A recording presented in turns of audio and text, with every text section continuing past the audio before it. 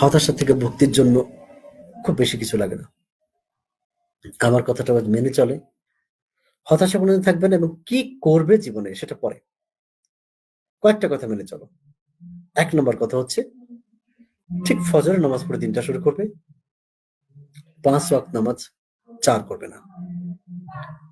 প্রতিবার তুমি যখন ওযু করবে, প্রতিবার তুমি উদ্দীপ্ত হবে, প্রতিবার তুমি রিফ্রেশড হবে, প্রতিবার তুমি দেখবে আগের থেকে ভালো লাগে কাজ করবে। প্রত্যেকটা মুহূর্তে যখনই তুমি নামাজের জন্য যাচ্ছ এবং নামাজের রুকু সেজদাগুলো তুমি একটু ধীরে সুস্থে দাও। দেখো তোমার জীবনটা আগের চেয়ে অনেক সুন্দর যাবে। হতাশাকে ঝেঁটিয়ে বিদায় করো। অর্থাৎ হতাশাকে কোনোদিন প্রশ্রয় দিবে না। হতাশা তুমি আসতে পারবে না। তোমাকে ছুটি দিলাম সারা জীবনের জন্য। এবং এটা হলো গুরুত্বপূর্ণ। এটার সাথে কি করবে? তুমি বলেছো কি করবো জীবনে জানি না। কি করবে সেটা পরের কথা। এটা করো আর ইংলিশের তুখোর হও। এরপরে তুমি দেশে বা বিদেশে তুমি বেকার থাকতে পারো না, অসম্ভব ব্যাপার।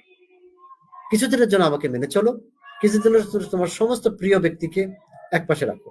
প্রিয় লেখক, প্রিয় লেখিকা, প্রিয় গায়ক, গায়িকা, নায়ক, নায়িকা সব একপাশে রাখো। কিছুদিনের জন্য আমার কথাগুলো মেনে চলো। কিছুদিনের জন্য তোমার প্রিয় খেলোয়াড়, ক্রিকেটার, সক্কার সব একসাথে রাখো। একপাশে রেখে আমাকে কিছুদিনের জন্য মেনে চলো। তোমার জীবনে হতাশা থাকবে না, তুমি সফল হতে যাচ্ছ, ইনশাল্লাহ সফল হবেই।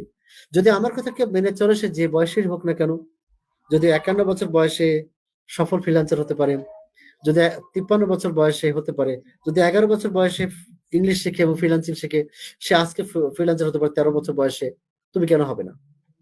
ইনশাল্লাহ হবে। কিছুদিনের জন্য মেনে চলো। তোমার বেকারত্বকে আমি জাদুঘরে রাখবো ইনশাল্লাহ। তোমার যে ডিপ্রেশন তা আমি বাক্সবন্দী করে রাখতে পারবো ইনশাল্লাহ।